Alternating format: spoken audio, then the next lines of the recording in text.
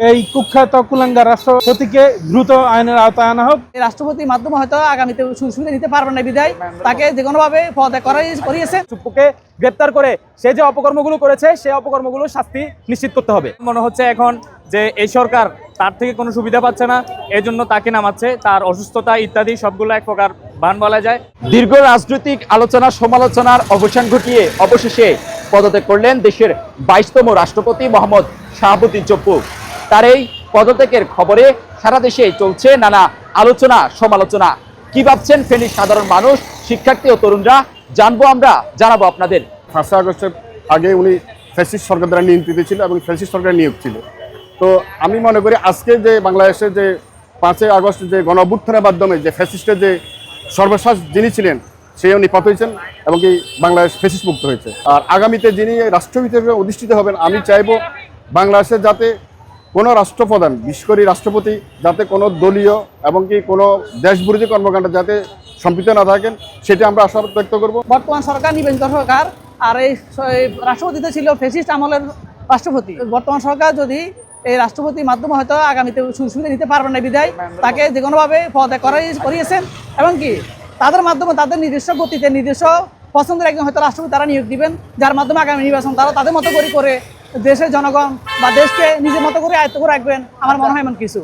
রাষ্ট্রপতি চুপ্পু মূলত প্রধানমন্ত্রী শেখ হাসিনার অত্যন্ত সহযোগী ছিল। 2023 সালে সে দায়িত্ব গ্রহণ করেছিল। 24 সালের আন্দোলনের পরে তাকে অবশ্যই গ্রেপ্তার করা দরকার ছিল অন্তর্বর্তীকালীন সরকার থাকা অবস্থায়, কিন্তু রাষ্ট্রপতির যে সাংবিধানিক যে শূন্যতা ছিল, শূন্যতার কারণে তাকে পদত্যাগ করা হয়নি। আমি মনে করি যে এখন রাষ্ট্রপতি চুপ্পুকে গ্রেপ্তার করে সে যে অপকর্মগুলো করেছে সেই অপকর্মগুলো শাস্তি নিশ্চিত করতে হবে।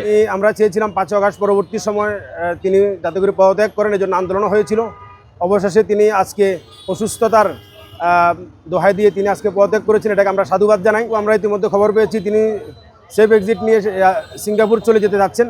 আমরা চাই শাহাবুদ্দিন চুপ্পুকে সিঙ্গাপুরে না পাঠিয়ে তাকে বাংলাদেশে রেখে আইনের মুখোমুখি করা হোক।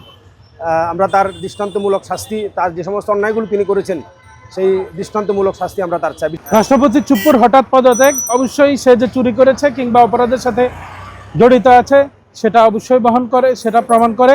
আমরা চাই দ্রুত এই অব্যর্থ এবং চোর, ভোট চোরের সহযোগী, ভোট চোর এবং গণহত্যাকারী সহযোগী এই কুখ্যাত কুলাঙ্গার রাষ্ট্রপতিকে দ্রুত আইনের আওতায় আনা হোক এবং তাকে গ্রেফতার করা হোক। রাষ্ট্রপতি চুপ্পু আওয়ামী স্বৈরাচার আমল থেকেও যে স্বৈরাচার সরকার ছিল তার সহযোগী ছিল।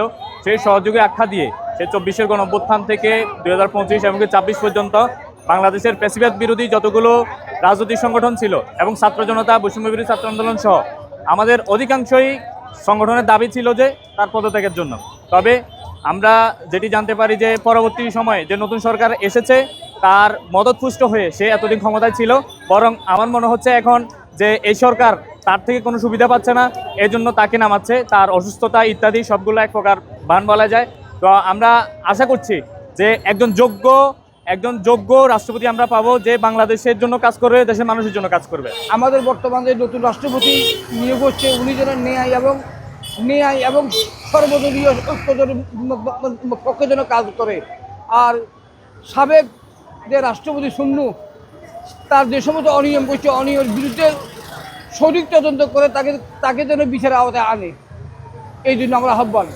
শাহাবুদ্দিন চুপ্পু সে যেন ফ্যাসিস্ট হাসিনার মতো এই দেশ ছাড়ি পালিয়ে যেতে না পারে, তাকে যেন এই বাংলাদেশের মাটিতে সকল জনগণের সামনে এনে প্রকাশ্যে বিচারের আওতায় নিয়ে আসা হোক। নতুন রাষ্ট্রপতি হতে হবে নির্দলীয় এবং অত্যন্ত ভালো মনের এবং নির্লোভী, কোনো দলের সাথে সংযুক্ত থাকবে না, এমন রাষ্ট্রপতি আমরা চাই। যে বারবার দাবি উঠিয়েছিলাম যে শাহাবুদ্দিন চুপ্পু যেন স্বেচ্ছা পদত্যাগ করেন, কিন্তু এই শাহাবুদ্দিন চুপ্পু ফ্যাসিস্ট খুনি হাসিনার আমলে নিয়োগপ্রাপ্ত একজন রাষ্ট্রপতি। আজকে আমরা শুনতে পেরেছি সোশ্যাল মিডিয়াতে শাহাবুদ্দিন চুপ্পু পদত্যাগ করেছেন। বর্তমান সরকারের কাছে আমি দাবি জানাবো শাহাবুদ্দিন চুপ্পু যেন দেশ থেকে সেফ এক্সিটে যেন না যেতে পারেন, তাকে জবাবদিহিতার আয়তায় আনা হোক এবং কি সে আওয়ামী লীগের আমলে যে অপকর্মগুলো হয়েছে, যেসব সুনির্দিষ্ট তথ্য তার কাছে আসে, এই তথ্যগুলো যেন বেরিয়ে আসে এবং কি তার যথাযথ আইনের আওতায় আনা হোক।